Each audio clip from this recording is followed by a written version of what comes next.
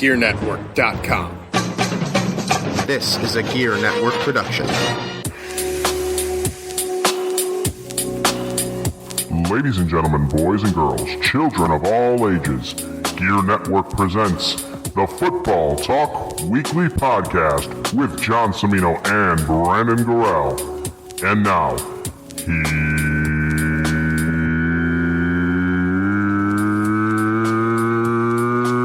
here's John. Week 10 is upon us here on the Football Talk Weekly Podcast, here on the Gear Radio Network. How's it going, everybody? My name is John Cimino at the JC Money on the Twitter, and conspicuous by his absence, Mr. Brandon Gorell is not here with us this evening, and so this will be a very, very different format for the podcast. But first, I would like to tell you about shopgear.com. It is the countdown to Black Friday. I'm currently staring at boxes that are being delivered to me right now because I used shopgear.com to shop Amazon and get some holiday stuff. And it's going to be great. It's going to be awesome. So if you do that, it helps us out here on the Gear Radio Network. It's awesome. Shopgear.com takes you right to Amazon, takes you right to your account. And you go about shopping, you go about doing your thing, and you help us out. And you support our cause. All right, so I'm flying solo today. Real quick, I do want to make mention of the end of last week's podcast.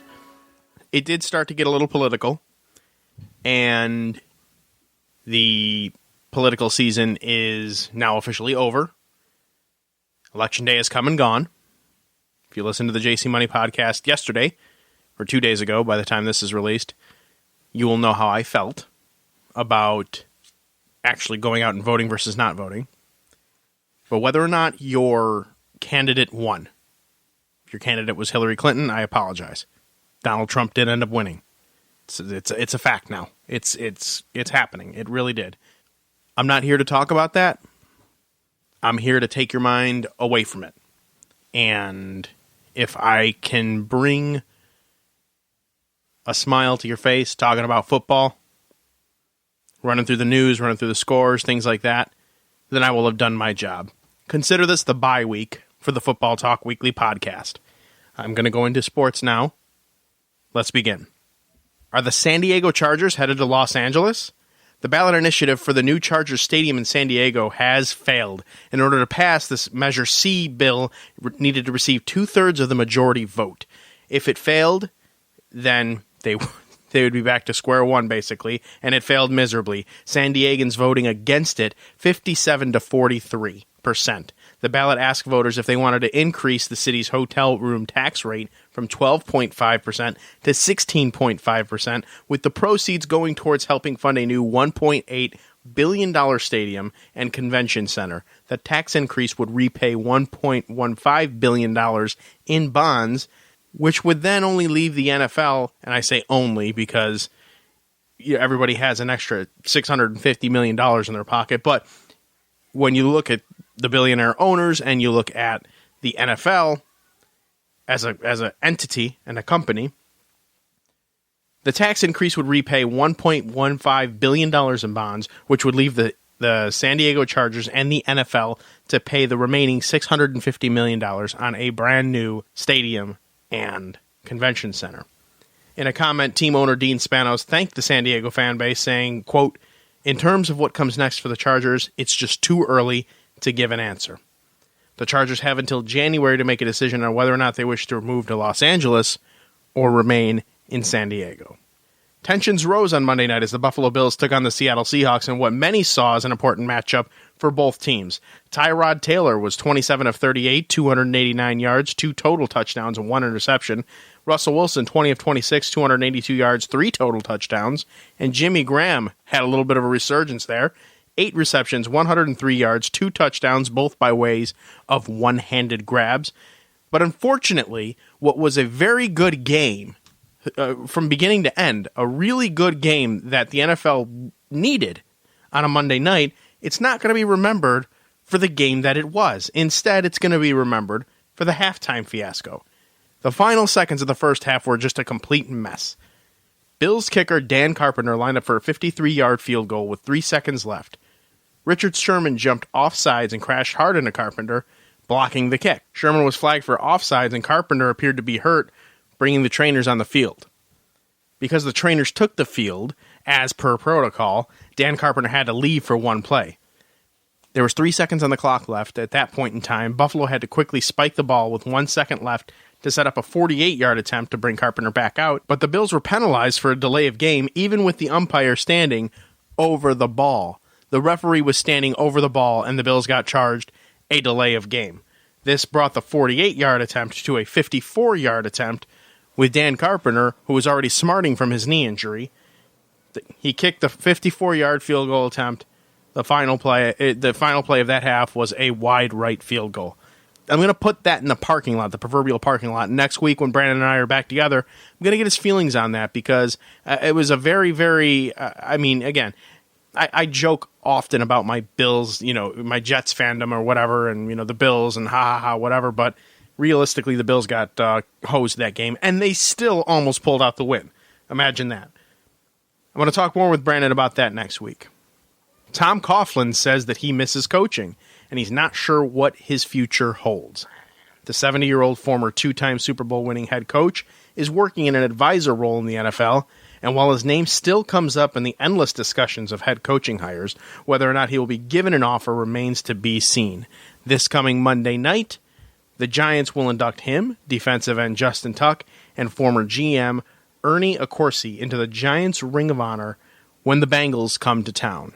This is Monday night on ESPN. Not sure that they'll show the actual ceremony during the halftime, but they might. As far as Tom Coughlin, he made some headway earlier this season when he met with the Buffalo Bills, and there was already rumors of Rex's demise and Tom Coughlin coming in there, and most recently he's been rumored for Jacksonville, or return to Jacksonville, but again, nothing has come of it. Again, he has an executive with the league right now, and that is where it stands. This is Football Talk Weekly on the Gear Radio Network. Hey Gear Network listeners, we all know how busy it gets around this time of year. Taking care of your holiday shopping can get stressful. Using Amazon is a quick and easy way to get your holiday shopping done. You can go to gearnetwork.com/Amazon and click on the link to check out all the latest lightning deals that Amazon has to offer, as well as some of my top picks on gifts for everyone on your list. Anything you purchase from Amazon using the gearnetwork.com/Amazon link helps directly support our show, as well as the others offered on Gear Network, keeping us free and independent. Make it easy on yourself this holiday season and get the best deals at gearnetwork.com/Amazon. Hey everyone, John Cimino here for the Gear Radio Network, and you have asked and asked repeatedly, what is up with the app? We know you have one, and you never push it, you never do anything with it. Well, guess what? We got a better one, and it is free. It is absolutely available for you, and there's so much more you can do with it. Visit gearnetwork.com and click Get the App. It's up on the top banner, or if you're feeling really brave, head to gearnetwork.mobapp.at on your mobile phone and your mobile phone's browser, and you can take Gear Network with you wherever you go. Listen to every show on the Gear Network right from the app. You can view all of our social networks in real time. You can read Gear Network and BLTDsports.com blogs in real time, and you can also shop Amazon and help us out and help you out. It is free. Did I mention that? Again, gearnetwork.com or gearnetwork.mobapp.at. Download it right now.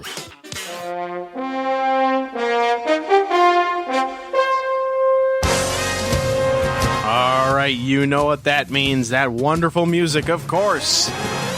Brandon, whether you're here or not, I'm sorry, I'm going to be playing this background music, of course, to talk the scores. Week 9 in the NFL began.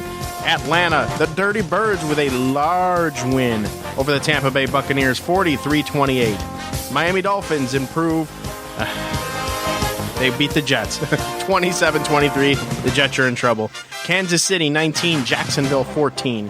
The Dallas Cowboys are 7-1, ladies and gentlemen, behind Dak Prescott and Ezekiel Elliott. Winners over the Cleveland Browns, Cleveland, 35-10. The Detroit Lions, 22-16 winners over the Minnesota Vikings. The Baltimore Ravens, 21-14 winners over the Pittsburgh Steelers. The New York Football Giants, winner chicken dinner over the Carson Wentz-led Philadelphia Eagles, 28-23. Carolina over Los Angeles 13-10.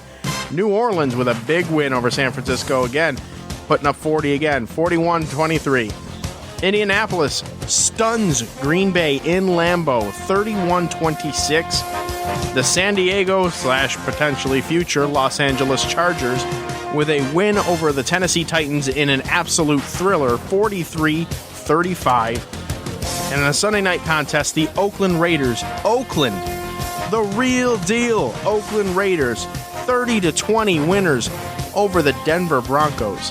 At this point, I would ask, hey, Brandon, are the Oakland Raiders real? And he would probably say, yep, because they are. They currently lead the AFC West, the toughest division in football, I might add. And finally, the Monday night game, as alluded to before the commercial break, Seattle 31, Buffalo 25.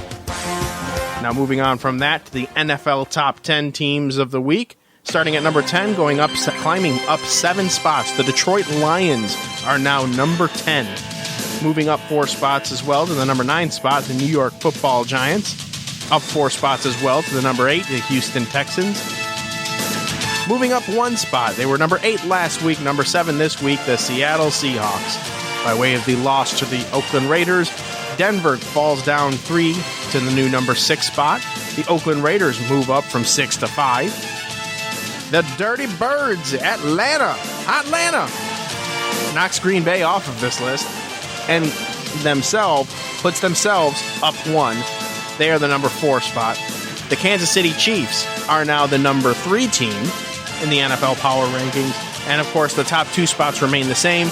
Number 2, Dallas, and number 1, New England Patriots. And finally, some stats here for you to close out this truncated episode. Tom Brady's 133.9 passer rating leads the entire NFL. The Bills lead the NFL with 16 rushing touchdowns and 14 runs of 20 or more yards. The Jets' Ryan Fitzpatrick, his 13 interceptions, lead the NFL. A.J. Green leads the NFL with 59 catches. Le'Veon Bell has 659 yards from the scrimmage and is still yet to score a touchdown. Derek Carr has thrown 354 passes this season, the most in the National Football League.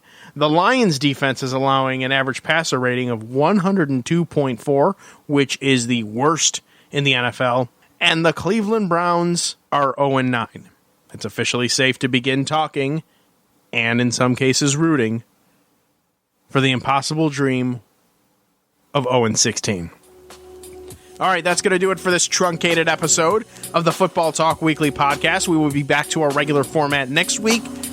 My name is John Cimino. Thanks again for listening to us every week. Thanks for listening to the other shows on the network, and for, of course, shopping at shopgear.com to support this podcast and this network this holiday season. It's a lot of time, a lot of use of the word "this" here. But thanks again. Tune in next week for the normal show. Brandon will be back. I will be back. We'll be talking Week 11 at that point, and maybe even dipping back into this podcast to talk that Bills-Seahawks fiasco, because that was a fiasco. But in any event, enjoy Week 10, everybody, in the NFL. So long, everybody. Good night now.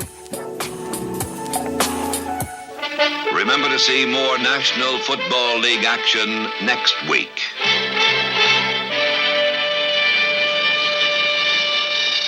The preceding presentation has been brought to you by the Gear Network.